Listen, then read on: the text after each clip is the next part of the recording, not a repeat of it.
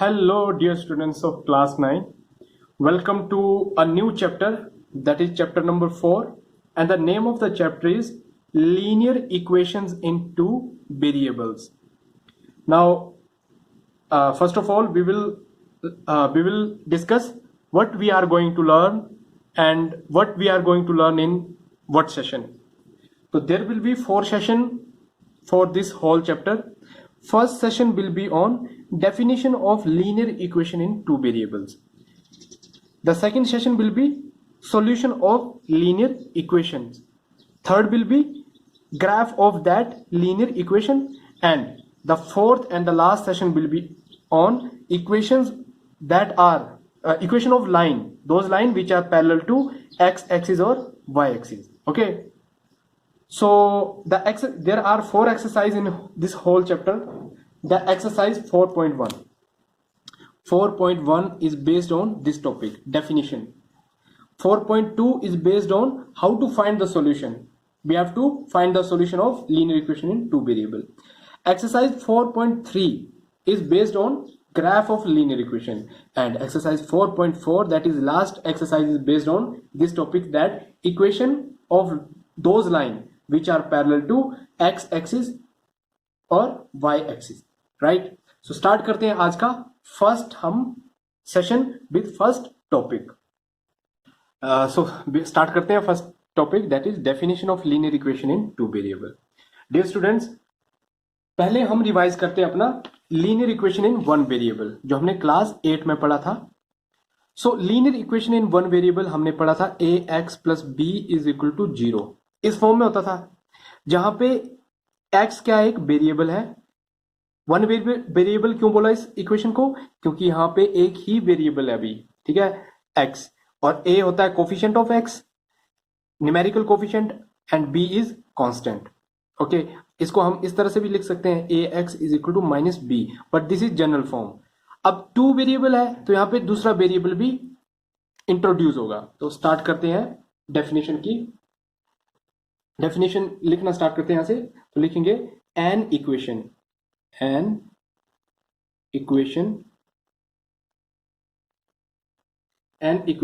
Of the form A X plus B Y, यहां पे दूसरा ये वेरिएबल आया, ठीक है, B Y is equal to 0. Oh B Y plus C is equal to 0. ये यहां पे इसको सी बना देते हैं, या इस फॉर्म में होगा ये, और या फिर होगा हमारा A X plus B Y plus C is equal to 0. ये सी 0 भी हो सकता है ना, कांस्टेंट है, ये 0 भी होगा तब भी ये टू वेरिएबल में ही होगा. और ये इस तरह से लिख सकते हैं हम, या फिर ये इस तरह से लिख सकते हैं, ठीक है, वेयर ए बी सी, ये जो है ना ए बी सी, ये क्या है, ये होंगे real number, are real numbers, ये होंगे हमारे रियल नंबर्स. और इसके साथ साथ रियल नंबर्स, एंड यहाँ पे ए जो है वो नॉन जीरो होना चाहिए, और साथ में बी भी नॉन जीरो होना चाहिए. ये दोनों नॉन जीरो होने चाहिए. क्यों? क्योंकि अगर x 0 हो गया, यहाँ पे ये देखो, ये जनरल फॉर्म है, ये बिल्कुल ये मेन हमारी जनरल फॉर्म है. तो अगर यहाँ पे x a 0 हो गया तो ये x भी 0 हो गया, मतलब ये एक वेरिएबल बचा. अगर हमारा b 0 हो गया तो फिर भी एक वेरिएबल बचा. तो इसलिए बोला कि दोनों नॉन जीरो होने चाहिए, जरूरी है, a भी नॉन जीरो, b भी नॉन जीरो साथ में, तभी ये हमारा टू वेरिएबल बनेगा, ठीक है, जनरली. तो ये नॉन जीरो होने चाहिए. An equation of the form where these are a, b, c are real number and a is not non-zero, b is non-zero, is called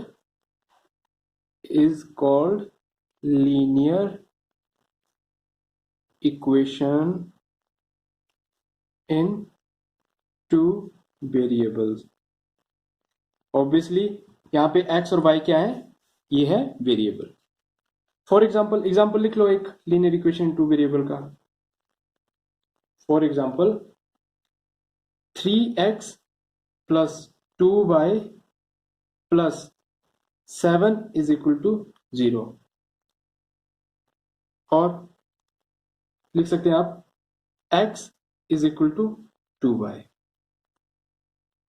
अब आप बोलोगे कि ये तो इस फॉर्म में नहीं है ना, ये तो जनरल फॉर्म में नहीं है, बट इसको जब आप रीअरेंज करोगे तो ये जनरल फॉर्म आपका बन जाएगा इस तरह से। देखो x माइनस 2y को आप प्लस 2y को ट्रांसपोज करोगे तो माइनस 2y बनेगा और यहाँ पे बनेगा 0। तो आपके पास ax plus by plus c is equal to 0, ये हमारी जनरल इक्वेशन है। तो आप कंपेयर करोगे, कंपेयर किसको, x और y के कोफिशिएंट को, x और x को कंपेयर करोगे तो यहाँ पे x का यहाँ पे कोफिशिएंट है 1, यहाँ पे a, तो मतलब ये एक वेरिएबल आ गया। दूसरा वेरिएबल में y, तो b का b यहाँ y का कोफिशिएंट है, यहाँ -2 y का कोफिशिएंट है, ठीक है। और यहाँ पे c की वैल्यू क्या है, c की वैल्यू 0 है, तो कांस्टेंट है, कांस्टेंट 0 भी हो सकता है ना। तो आप इसको नहीं भी लगाएंगे तब भी ये लीनियर इक्वेशन इन 2 वेरिएबल है। बस हमें ये देखना है कि x और y का कोफिशिएंट 0 नहीं होना चाहिए। जैसे अगर मैं दूं आपको equation x is equal to 2, x is equal to 2 है, तो यहाँ पे x minus 2 is equal to 0 हुआ। तो यहाँ पे y तो है नहीं, सिर्फ एक ही वेरिएबल है, तो ये लीनियर इक्वेशन इन 2 वेरिएबल नहीं है, but this is linear equation in 2 variable है। एक और एग्जांपल ले लेते हैं, √2x minus √3y minus 9 is equal to 0। Is this linear equation in 2 variable? तो हम देखेंगे अपनी डेफिनेशन को, an equation in the form of ax plus by plus c is equal to 0। c की वैल्यू -9 है, b की value -√3 है। Where a b c should be real numbers, ये है रियल नंबर, तो ये क्या है, इरेशनल है। a की वैल्यू क्या है, इरेशनल है, b की वैल्यू भी इरेशनल नंबर है ना, इरेशनल है ना ये √2 √3। तो इरेशनल नंबर क्या होते हैं, रियल नंबर होते हैं, क्योंकि real number are of 2 type, irrational and rational. तो इरेशनल नंबर भी रियल नंबर है, तो इसलिए यहाँ पे नॉन जीरो है, तो ये लीनियर इक्वेशन बिल्कुल है, ये भी लीनियर इक्वेशन, ये भी लीनियर इक्वेशन। तो this is all about definition of linear equation in 2 variable. अब आते हैं हम अपनी एक्सरसाइज पे, जो हमारी एक्सरसाइज 4.1 है। 4.1 है हमारी based definition of linear equation पे ही। तो देखो क्वेश्चन नंबर 1 ले अगर हम, तो यहाँ पे लिखा है the cost of notebook, okay, the cost of notebook is twice the cost of a pen, right a linear equation in 2 variable to represent this statement. यहाँ पे हमें हिंट भी दे रखा है कि कॉस्ट ऑफ नोटबुक लेनी है x और पेन की कॉस्ट लेनी है y। तो कैसे करेंगे इस क्वेश्चन को, देखते हैं। एक्सरसाइज 4.1 क्वेश्चन नंबर 1, हमें यहाँ पे सपोज करना पड़ेगा जो हिंट में दे रखा है, let the cost of notebook be x rupees and cost of pen be y rupees. Now according to question और अकॉर्डिंग टू स्टेटमेंट है ना, अकॉर्डिंग टू स्टेटमेंट से हम फ्रेम कर रहे हैं अपनी इक्वेशन। अकॉर्डिंग टू स्टेटमेंट बोलती है the cost of notebook is twice the cost of pen, मतलब नोटबुक की कॉस्ट कितनी है x, पेन की y। x और y में क्या रिलेशन है, नोटबुक का कॉस्ट पेन के कॉस्ट से ट्वाइस है ना, तो ट्वाइस मतलब ये इक्वल कब होता है, जब पेन की कॉस्ट को हम डबल करते हैं, तब ये नोटबुक की एक नोटबुक की कॉस्ट के बराबर आता है, ठीक है। तो ये हमारी स्टेटमेंट बन चुकी है। अब यहां से हम इनडायरेक्टली तो बन चुकी है ये linear equation in 2 variable, but हमें लिखनी है अपनी ये ax plus by plus c is equal to 0 अपनी जनरल फॉर्म में लिखनी है। This is general form of linear equation in 2 variable. तो -2y को ट्रांसपोज करेंगे, -2y इज इक्वल टू 0। अब क्या करेंगे, कंपेयर करेंगे अगर हम किससे, जनरल फॉर्म से, तो इसको हमें लिखना पड़ेगा x minus 2y plus 0 is equal to 0। क्यों, क्योंकि तभी कंपेयर कर पाएंगे ना, on comparing with ax plus by plus C is equal to 0। Compare किया, ए की वैल्यू क्या आई, एक्स का कोफिशिएंट, वहां से ए की वैल्यू आएगी, तो यहाँ पे एक्स का न्यूमेरिकल कोफिशिएंट क्या है 1, तो एक्स की वैल्यू ए की value 1।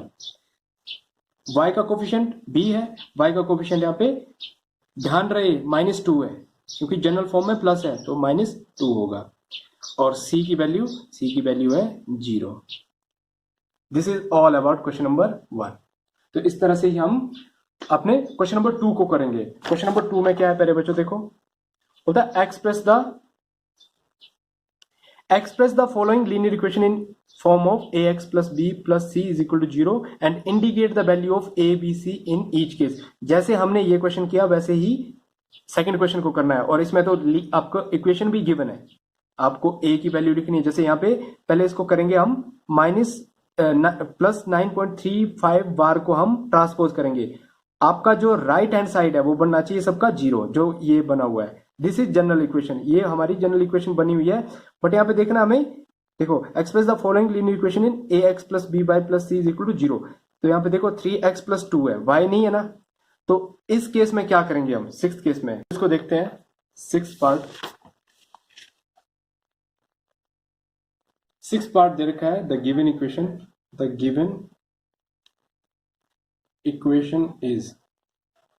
Equation is 3x plus 2 is equal to 0।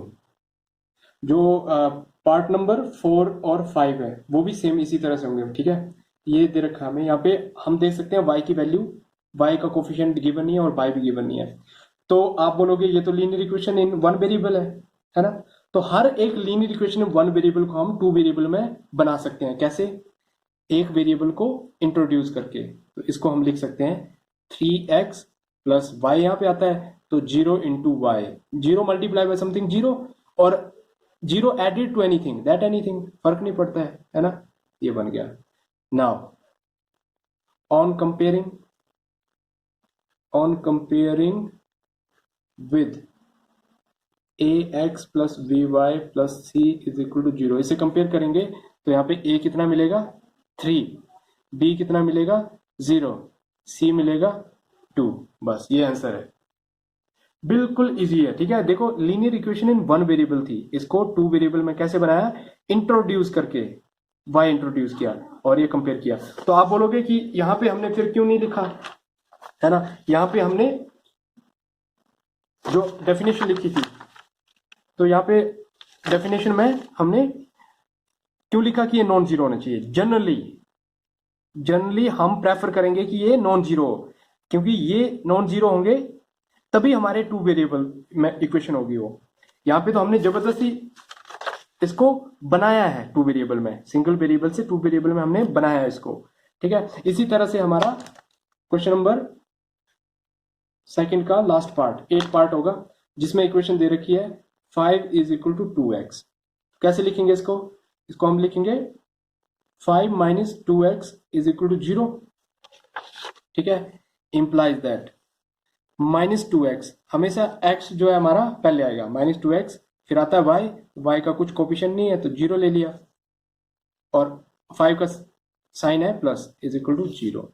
तो इसको कंपेयर करेंगे आप, तो आपको a मिलेगा -2, b मिलेगा 0 और c मिलेगा आपको 5।